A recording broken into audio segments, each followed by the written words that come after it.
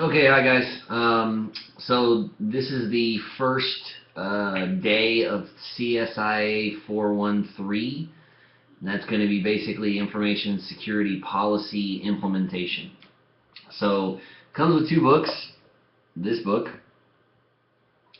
and this book. So hopefully you guys got those.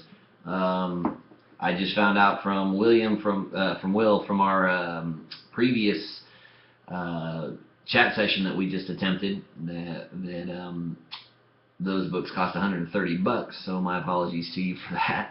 It had nothing to do with it, but that's a little ridiculous for a couple of books. That being said, we will get some use out of them. I haven't planned the lesson plan yet, and for that I apologize. But I found out today that I was actually going to be teaching the class. Last week, end of last week, this class hadn't been a go. So good note for future reference. If you guys are going to register, try to register a little bit early.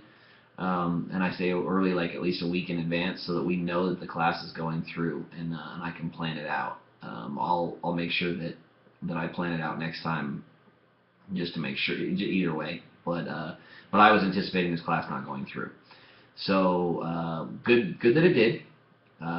Obviously tonight was the first session, and we didn't have it in the classroom.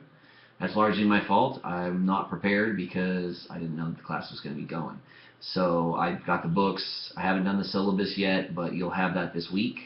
And the first discussion question and everything I'm going to build out right after I post this. So this is just an introduction to what we're going to be discussing, and it's a kind of a makeup for not having class this evening. So I just wanted to give you guys like 10 or 15 minutes of just basically where we're at. Same rules apply. The last week of school is the last that I'll accept late work. Try not to turn in all of your assignments on the last deadline of late work. A couple people did that, and it hurt their grades. When I get all of your assignments on the last day of the makeup date, yeah, it's gonna impact your grade. Keep up with the courseware, and you won't be scrambling at the very last minute. Writing advice: plan your writing out. Plan what you're going to turn in. I noticed several people, when they wrote stuff, they basically just tried to wing it. That is a method. You can try that approach. I don't recommend it, because I've been doing this a long time, and I can see when somebody really hasn't put any of the work in, any of the research in, and is just trying to baffle me with nonsense. I see right through it. So make sure you actually do your research. It'll help you write the paper. Before you write the paper, come up with your topic. Before you come up with your topic, do some brainstorming. For the, and this is general writing advice, this is not for this class, but it will be applicable in this and other classes. But as a general rule of thumb, if you're gonna write something out, you need to plan it out. You need to draw it out on a board or write it out on a piece of paper with notes as to how you want to structure it.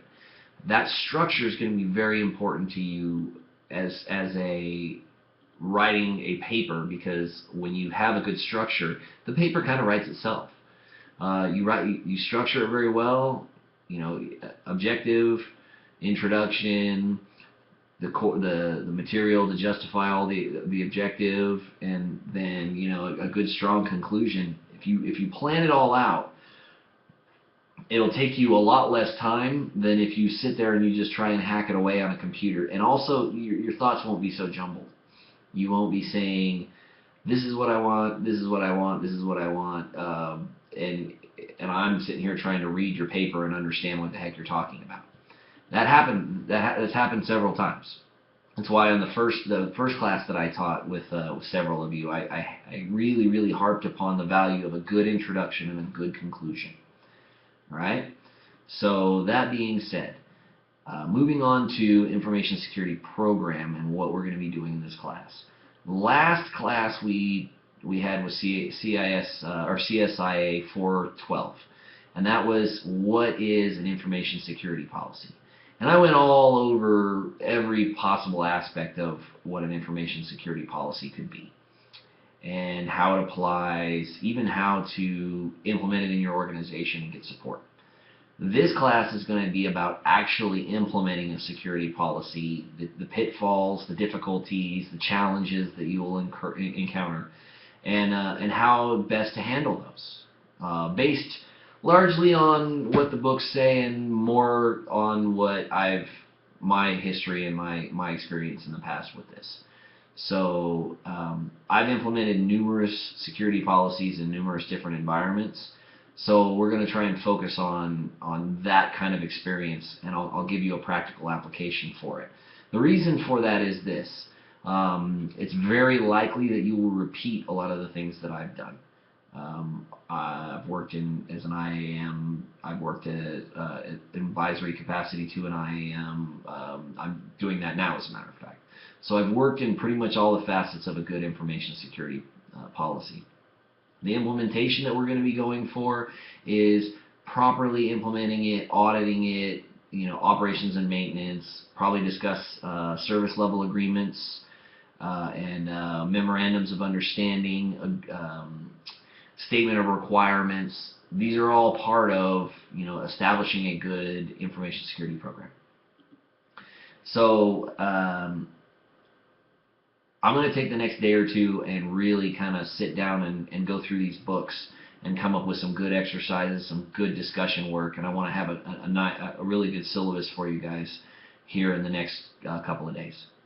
So that being said, the purpose of tonight was really a proof of concept to see if we could do something. All of your student accounts come with a student email address. In most cases, that's going to be jpile@student.umc.edu, or in my case, justin.pile@faculty.umc.edu. Keeping that in mind, with that, you should be able to use that to send me messages both at the IM, or if you want to have a face-to-face chat, we can set that up as well. So very much like I was able to get Dean and William in the class into the chat room, and we had a nice face-to-face chat. That capability is out there for you, and I will make myself available to do so. It does work. We've proven that it works. There are a couple of things you gotta keep in mind. One is, don't use your company DISA government laptop to try and do voice chat and capability, because it's disabled. You're not allowed to install software on it.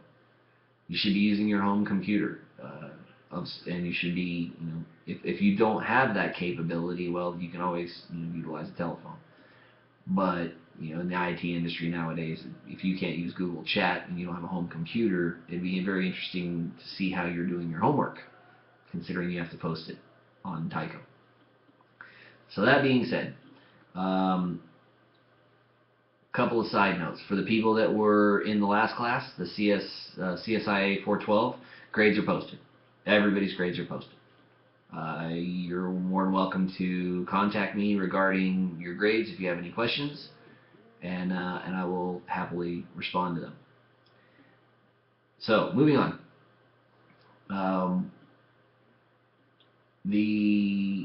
This evening's proof of concept was basically just kind of a filler for missing the first night. I basically put that on me, largely because I guess I have to follow up and find out when classes are actually going to go and not, and I have to stay right on top of them. I wasn't aware that I had to do that. So, on that note, we'll make up a lot of the lesson material, the coursework, and everything next week, and you get a free night tonight, but I'll get a little bit extra out of you in some of the discussion questions and the assignments, just to kind of make sure that you got the topics and the understanding. So, The first book, Security Policies and Implementation Issues. Like I tell you all before, the IA, kind of mentality, information security mentality is really kind of to name everything the way that it, as what it does and what it sounds like. So, security policies and implementation issues. That's basically what it sounds like. Security policies are what we've discussed in the past, in the previous class. How a security policy is written, what are the important factors, etc. Implementation issues are things that you'll encounter when you're bumping into senior management. And when I say bumping into it, you're pushing forward and they're pushing back. One of the key principles that I talk at length, and I talked today, is with my management when we're talking about the information security program, is acceptance of risk and more importantly, cost effectiveness. You are not always going to get your way. And as a security professional, your way is always going to be the best, most expensive, most fanciful IT security policy, procedures, and equipment that you can get your hands on. You say, no, I'm not going to be that person. I'm not that way. Well, I hate to break it to you, but we are that way. Because if we can get our hands on a new fancy technology that will protect us better, we want it. That's just the way we are. Unfortunately, that doesn't really fit into normal budgetary constraints. One of the things that I focus on when I try to teach these classes is making you understand the simple fact that your security policy has to match your organization, and not to own it. You own it from a perspective of making sure that it is well written, it's well constructed, it's well put together. But you don't own it in the way that when somebody comes and tells you this is bad, you jump to its defense and go, no. It doesn't work that way. You need to be responsible for it, but not own it. Don't get personally invested in things that you cannot control. Your information security policy is going to largely be revolving around the budget and the importance of protecting security. So in the implementation issues, yeah, that's going to be part of it. The other implementation issues are things that are, things you just didn't plan for, things you weren't ready for or didn't expect. For example, implementing a security policy, you don't take into consideration foreign nationals.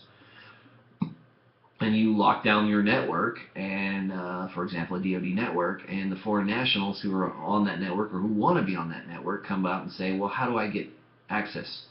And you say, well, I didn't really think of you as a customer.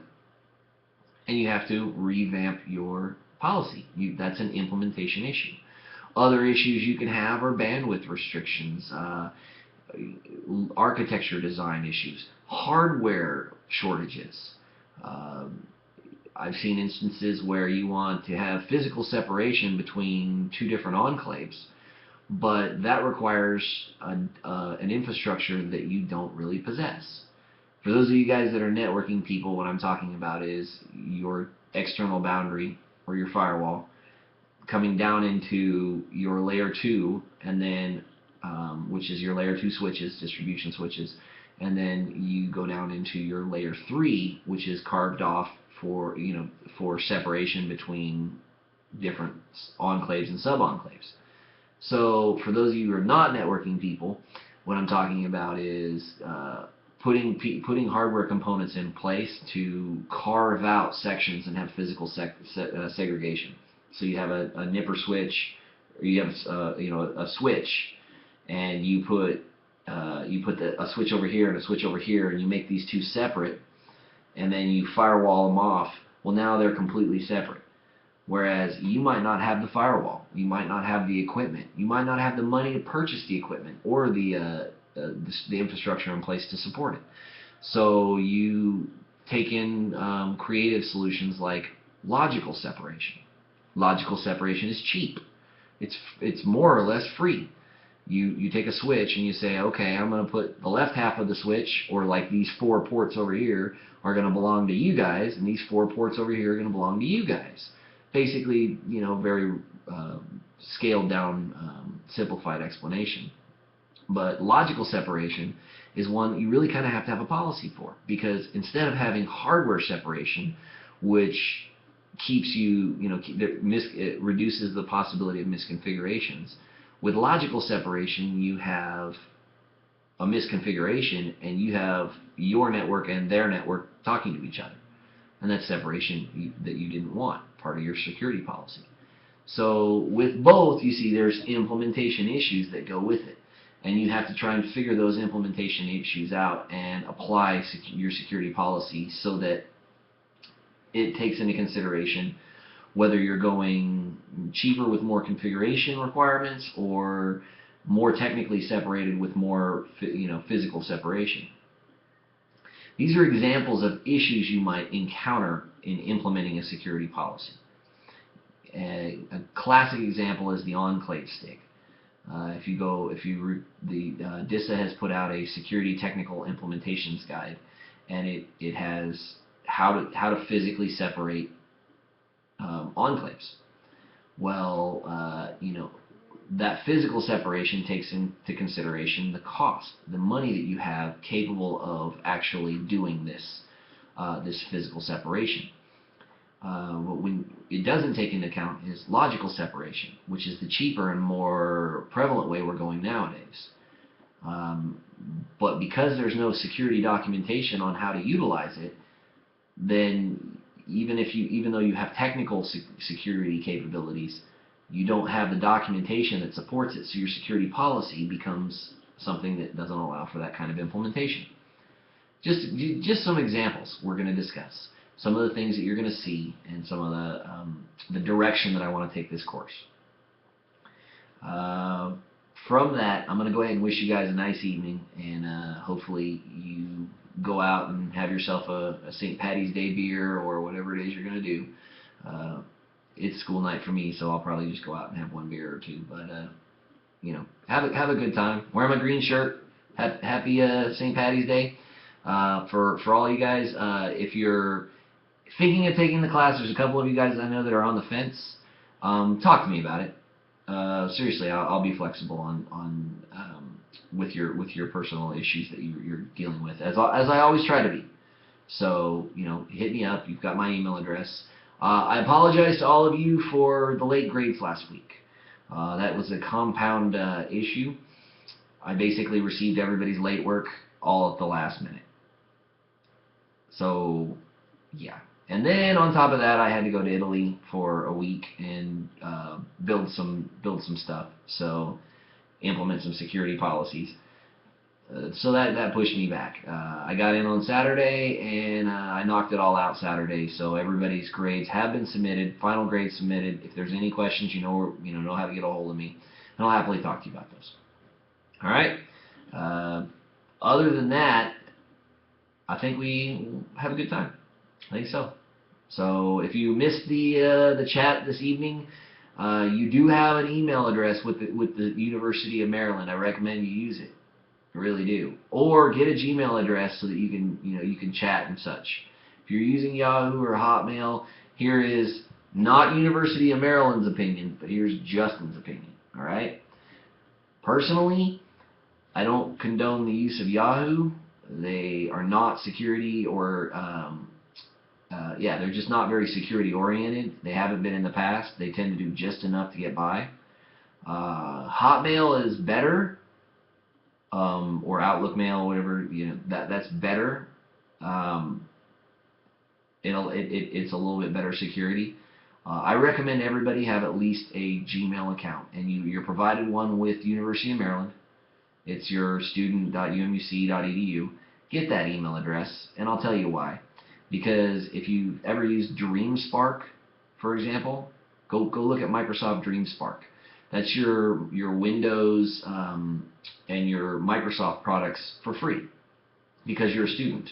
They want you to use their products for free because as a computer science student, you are likely to take that knowledge of implementing their Microsoft products forward with you and advertise that in your new organization. It behooves them for you to use their products. It behooves you to use them because they're free. and I can think of no better four-letter word than free. So also, there's a lot of discounts and a lot of other stuff that come with having a student.umUC.edu address. Get your address, get it locked down, log into it, make sure you know it and you have it, and then we'll just discuss it in class on this coming Monday. So today is Monday the 17th, and our next class will be the following Monday. So the 24th, I think, off the top of my head. So yeah, so I'll look forward to seeing everybody on the 24th at 6 p.m. 6 p.m. I believe is the schedule, but I'll double check. But check online. Look forward to seeing the syllabus here in the immediate next couple of days, and I'll see you all in class. Take care.